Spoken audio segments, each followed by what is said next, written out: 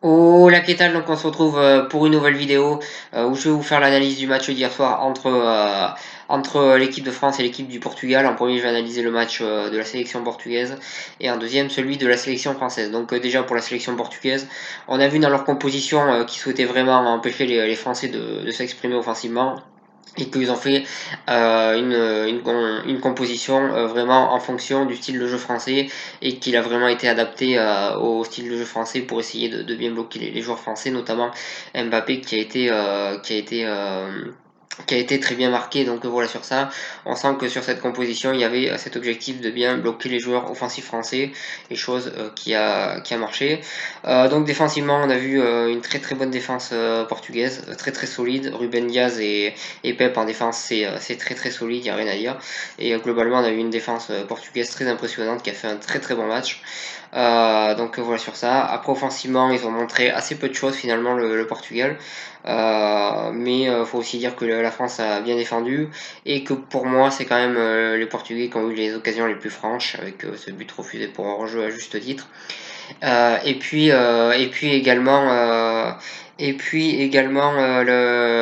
frappe dans les dernières minutes que Lloris a dû détourner. Donc pour moi ils ont quand même eu les principales occasions. Mais globalement, offensivement, on a vu quand même très peu de choses du côté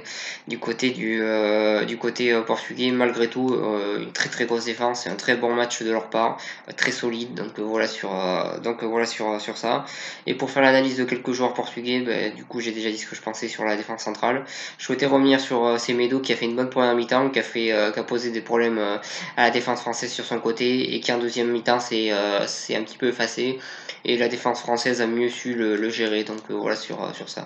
En attendant un match assez solide de la part des Portugais. Ensuite, côté français, l'analyse est à peu près est proche quand même de celle de l'équipe du Portugal. Défensivement, ça a été très solide.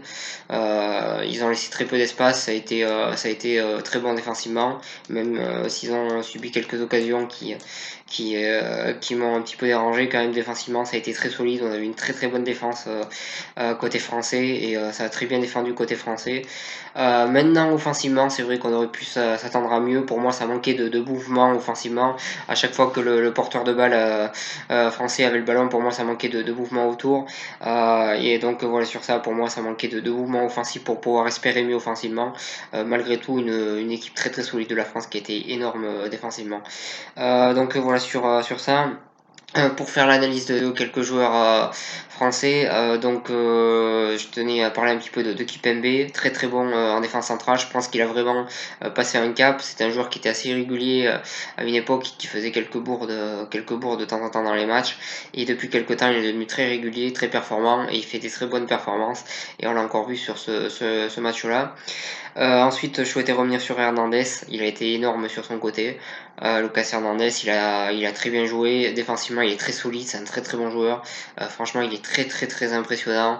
Et franchement, il a fait un match très solide. Et voilà, c'est un vrai taulier, c'est un vrai guerrier. Et défensivement, il a été très impressionnant. Donc voilà, vraiment très content de sa prestation.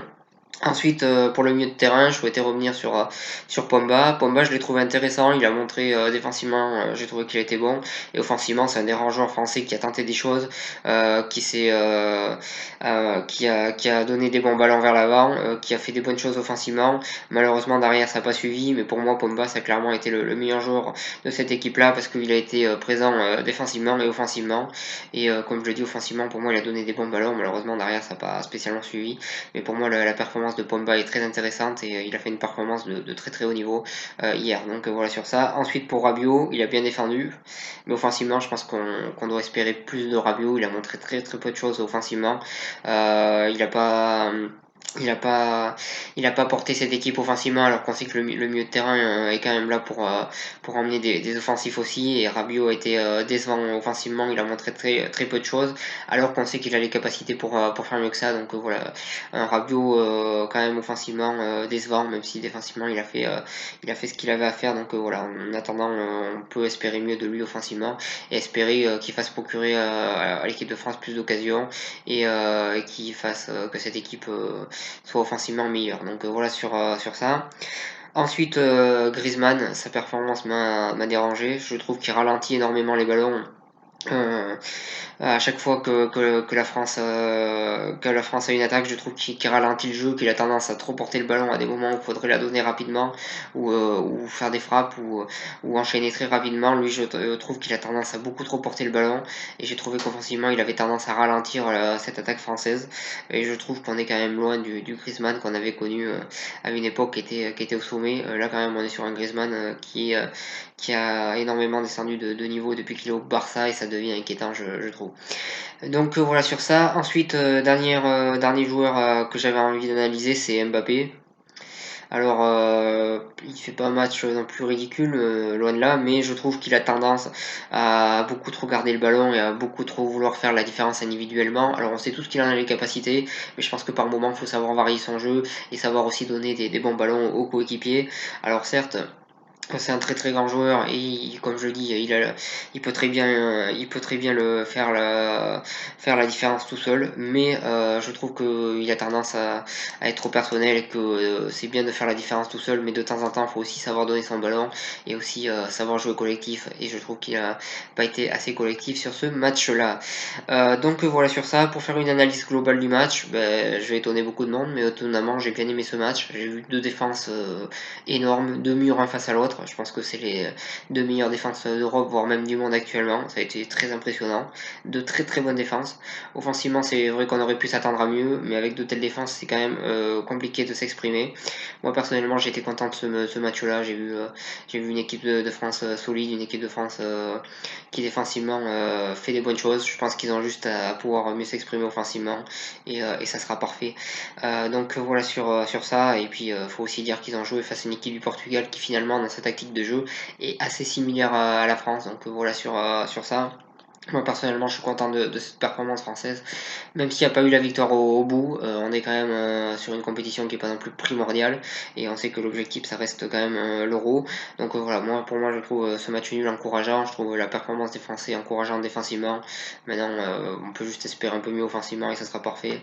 Mais moi je pense que c'était un vrai test pour l'équipe de France, et je pense que pour moi c'est un test concluant, même si tout n'est pas parfait. Donc voilà sur ça, mais en tout cas ce match m'a convaincu. Donc voilà sur ça, voilà sur cette vidéo. Je vous remercie de m'avoir suivi et je vous souhaite une bonne continuation.